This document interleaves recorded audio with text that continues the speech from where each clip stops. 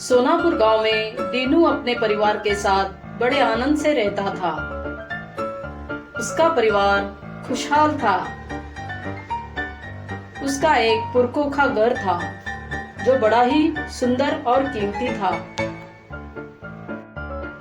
दीनू का छोटा भाई मुंबई में वकालत पढ़ने गया था। वह यूनिवर्सिटी में वकालत की पढ़ाई कर रहा था। दीनू को काम करने की कोई जरूरत नहीं थी। पुरखों का उसके पास बहुत कुछ था, लेकिन फिर भी वह मेहनत करता था। दीनू खुशहाल था, मगर उसको हमेशा अपने भाई की पढ़ाई की चिंता रहती और वह उसी के लिए काम करता था। एक दिन दीनू का भाई दीनू को फोन करके कहता है, भैया मेरी एग्जाम नजदीक आ रही है, 1 लाख रुपया जमा करना पड़ेगा, ऐसा प्रोफेसर कहते हैं, तो आप जल्द से जल्द 1 लाख रुपया भेजने की कोशिश करें, नहीं तो मैं एग्जाम में नहीं बैठ पाऊंगा। भैया जरा कोशिश करना और जल्द से जल्द भेज देना, ये मेरा आखिरी साल है भाई। दीनू भाई से कहता है, अरे मुन्ना तो चिंता न करना, मैं पैसे भेज दूंगा, लेकिन तुम पढ़ाई में ध्यान रखना और अव्वल नंबर से पास होना मेरे भाई। पैसे मैं भेज देता हूँ, कैसे भी कहीं से भी जुगाड़ कर दूंगा, तुम कोई चिंता न करना, ठीक है। पैसे के लिए दीनू ठाकुर के हवेली पहुंच जाता है और कहता है, ठाकुर जी राम राम, मुझे थोड़े पैसे की जरूरत थी, 1 साल में लौटा दूंगा। भाई की एग्जाम का सवाल है, कॉलेज में भरना है, नहीं तो उसकी पढ़ाई रुक जाएगी। ठाकुर कहता है, दे दूंगा भाई, लेकिन कुछ तो गिरवी रखना पड़ेगा, पैसे तो ये नहीं दूंगा ऐसे ही, कुछ तो रख दो, तुम्हारे घर के पेपर ही रख दो। अरे ठाकुर, 1 लाख के लिए आप मेरे घर गिरवी रखने की बात कर रहे हो, ये कैसे होगा ठाकुर साहब, अरे कुछ गरीबों का लिहाज करो। 1 साल में लौटा दूंगा ठाकुर साहब, इतना मत सोचो, भाई की पढ़ाई का सवाल है, दे दूंगा मैं। तुम तो दे दोगे, लेकिन मैं कैसे भरोसा करूं, पेपर के सिवा तो मैं नहीं देने वाला पैसा भाई। दीनू खाली हाथ घर लौट आता है और वो कहता है खुद से, ठाकुर तो 1 लाख के लिए घर के पेपर मांग रहा है, घर में पैसे तो पड़े हैं लेकिन इतने नहीं, अब क्या करूं, कैसे मुन्ना को पैसे भेजूं। चलो ठीक है, घर चलकर सोचता हूं। और वह घर चले जाता है।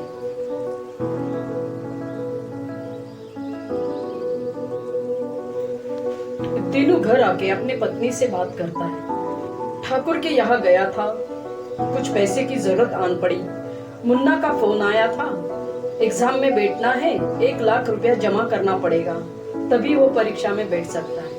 हे राम, 1 लाख रुपया कहाँ से लाएंगे, घर में तो गिन चुन के 10-20 हजार होंगे, अब कैसा होगा जी, क्या करेंगे हम। ठाकुर के पास तो गया था ठाकुर, लेकिन घर के पेपर मांग रहा है, तभी देगा। तुम्हारे पास इस घर के सिवा रखा क्या है पुरखों ने, एक घर ही तो है, वो भी उसको दे दोगे तो क्या होगा, सोच समझ कर करना। दीनू ठाकुर को पेपर दे देता है और कहता है, ठाकुर साहब पेपर ले आया हूँ, मुझे 1 लाख रुपया दे दीजिए, भाई के एग्जाम का सवाल है, 1 साल में मैं पैसे लौटा दूंगा, आप कोई चिंता न करना। अरे पेपर लेके आए हो तो पैसे जरूर दूंगा, चिंता काहे की, वक्त के पहले पैसे लौटा देना बस, और क्या। ठीक है, ले जाओ पैसे। हाँ हाँ ठाकुर साहब, 1 साल पहले ही लौटा दूंगा पैसे, आप कोई चिंता न करना, ठीक है। और दीनू ठाकुर से पैसे ले आता है। मुंबई में दीनू का भाई अच्छी तरह पढ़ाई करता है। ऐसे ही कई महीने बीत जाते हैं और वह एग्जाम दे देता है। एक दिन दीनू अपने खेत में जा रहा होता है तो देखता है माधव वहाँ रो रहा है। वो उसके पास जाके पूछता है, अरे माधव क्या हुआ, क्यों रो रहे हो भाई, अरे कुछ बोलोगे भी या सिर्फ रोते रहोगे, कुछ तो बोलो भाई। क्या हुआ? माधव तो रोते ही रहता है। अरे कुछ बोलोगे नहीं तो कैसे पता चलेगा? माधव उठ खड़ा होता है। अरे क्या हुआ भाई? दीनू पूछता है। क्या हुआ, क्यों रो रहे हो? माधव कहता है, अरे भाई क्या बताऊं, ठाकुर के साहब अपनी 2 बीघा जमीन गिरवी रखे रहे। अब ठाकुर कहता है कौन सी जमीन और कहाँ की जमीन, इस ठाकुर ने तो पूरा रास्ते पे लाके खड़ा कर दिया। क्या कह रहे हो? मेरा घर भी ठाकुर के पास गिरवी है, तुम चिंता न करना। दीनू घर आता है और पत्नी से कहता है, अरे भगवान, रास्ते में माधव मिला था, रो रहा था, कह रहा था 2 बीघा जमीन ठाकुर ने उसकी हत्या ली है। अब बेचारा क्या करेगा, और ठाकुर ने क्यों हत्या ली? अरे वो पागल हुआ है क्या? ठाकुर तो बड़ा पैसे वाला है, उसे क्या जरूरत पड़ी किसी की जमीन हथियाने की? कुछ भी बोले जा रहा है, आप ध्यान नहीं देना उस पे। हाँ तुम भी सही कह रही हो, लेकिन उसको ऐसे पहले कभी नहीं देखा। अरे बीबी के बात कर रहा होगा, तुम क्या किसी की भी तरफ ध्यान देते हो? छोड़ो इन बातों को। हाँ लेकिन ठाकुर पर ध्यान रखना। दूसरे ही दिन दीनू का छोटा भाई मुंबई से अपनी पढ़ाई पूरी करके घर लौट आता है। घर के सभी खुश होते हैं। इतने दिनों बाद सब परिवार इकट्ठा बैठकर खाना खा लेता है और यहाँ वहाँ की बातें करके सब खुशी से अपना भोजन पूरा करते हैं। दूसरे दिन दीनू को खेत पर जाना होता है, इसलिए सब जल्दी जल्दी सो जाते हैं। दूसरे दिन दीनू खेत जा रहा होता है। वो देखता है किशन रो रहा है। वो उसके पास जाता है और पूछता है, अरे किशन, क्या हुआ? अब तुम क्यों रो रहे हो? ओ माधव भी रो रहा था परसों, अब तुम्हें क्या हुआ? किशन उठ खड़ा होता है। अरे क्या हुआ भाई, क्यों रो रहे हो? क्या कहूं भाई, वो ठाकुर ने तो मुझे लूट लिया। मेरी 1 बीघा जमीन थी, वो उसने हथिया ली। परसों माधव को लूटा था, उसके पैसे मैं देने ही जा रहा था तो कहता है कौन सी जमीन, काहे की जमीन? जाओ, मैंने अपने नाम करवा ली। तुम 2 साल से पैसे नहीं दे रहे थे, अब मेरे पास तुम्हारी कोई जमीन नहीं है, ऐसे कह रहा था। ठाकुर के पास तो मेरा भी घर गिरवी पड़ा है, पता नहीं वह मेरे साथ भी कुछ ऐसा ही कर ले, जाना पड़ेगा। दीनू अपने खेत में काम कर रहा होता है, लेकिन वह बहुत परेशान रहता है। वो सोचता है ठाकुर ने अगर मेरे साथ भी ऐसा कर लिया तो क्या होगा।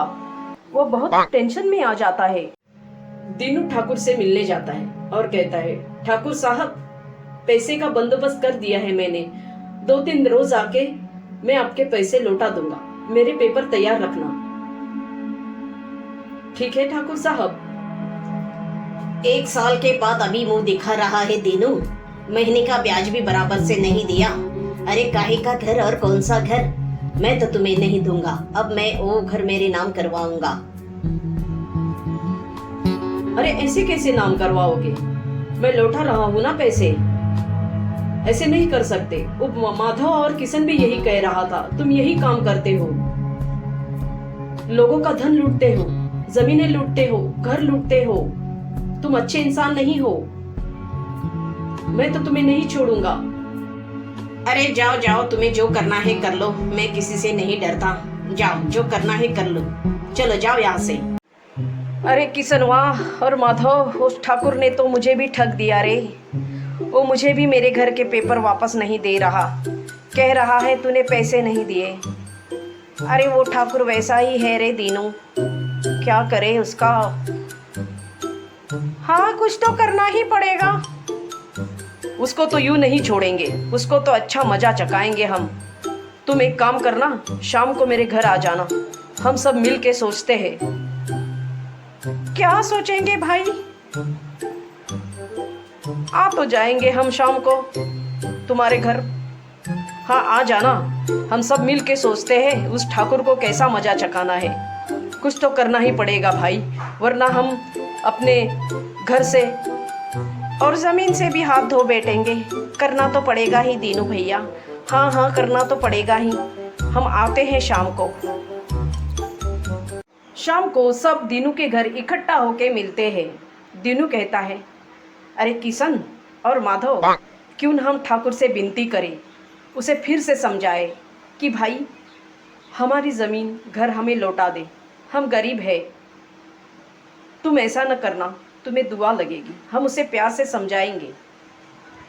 अरे प्यार से समझेगा ठाकुर, कमीना है वो, गरीबों को लूटता है। सही कहा किशन भाई ने, लुटेरा है वह। अरे फिर भी कोशिश करने में क्या जाता है, एक बार कोशिश तो करते हैं। अगर नहीं सुना तो फिर देखेंगे आगे क्या करना है।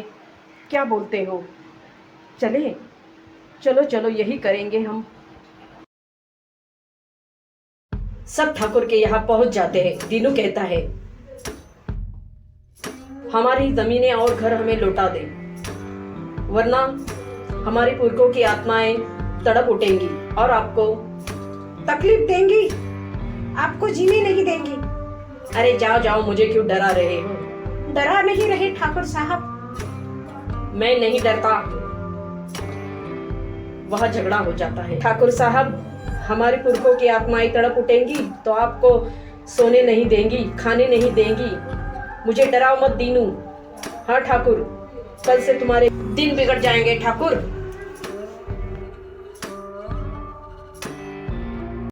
दूसरे दिन दीनू का भाई सब मिलकर एक तरकीब निकालते हैं और ठाकुर के नींद हराम करने का प्लान बनाते हैं। अब ठाकुर बुरी तरह फंसने वाला था और परेशान होने वाला था। सब तैयार हो जाते हैं अगले काम के लिए। बड़े आए गांव वाले मुझे डराने के लिए। अरे मैं ठाकुर हूँ, मैं थोड़ी किसी से डरता हूँ, नहीं छोड़ूंगा। और ठाकुर सो जाता है। आधी रात में ठाकुर को कुछ आवाजें सुनाई देती है। ठाकुर बड़े आराम से सो रहा है तू, हमारे बच्चों को तकलीफ देके जीने नहीं देंगे तुझे जब तक तू मर नहीं जाता, या तो फिर हमारे बच्चों के पेपर या घर वापस नहीं लौटाते, जीने नहीं देंगे ठाकुर। ठाकुर नींद से उठ जाता है, देखता है आजू बाजू में बहुत से पिशाच खड़े हैं। ठाकुर डर जाता है। पिशाच कहते हैं, ठाकुर बहुत तकलीफ दे रहा है गांव वालों को, नहीं छोड़ेंगे तुझे जब तक तुम मर नहीं जाते। ठाकुर डर जाता है और वहां से डर के मारे जान बचा के भागने लगता है। ठाकुर काफी डर गया होता है। हे भगवान! ठाकुर काफी परेशान होता है, कहता है ये तो मेरी जान ही ले लेंगे, इनकी जमीनें मैं लौटा देता हूँ। हाँ हाँ, जान बची तो लाखों पाए, जान बचेगी तो लाखों कमाऊंगा, लेकिन ऐसे नहीं मरना मुझे। दूसरे दिन ठाकुर दीनू को घर आता है और कहता है, दीनू मुझसे गलती हो गई, मुझे माफ कर दो भाई, मैं आइंदा ऐसे दोबारा नहीं करूँगा। मैं तुम्हारा घर और माधव और किशन की जमीन लौटा रहा हूँ, लेकिन भाई तुम्हारी पुरखों की आत्माओं से कहना मुझे तकलीफ ना दे, मुझसे गलती हो गई, मैं तुम्हारे जमीन और घर लौटा रहा हूँ, मैं आइंदा दोबारा ऐसी हरकत कभी नहीं करूँगा। हाँ दीनू, माफ कर देना। ठाकुर का फैसला सुनकर सब खुशी से नाचने लगते हैं, उछलने लगते हैं, सब खुश हो जाते हैं।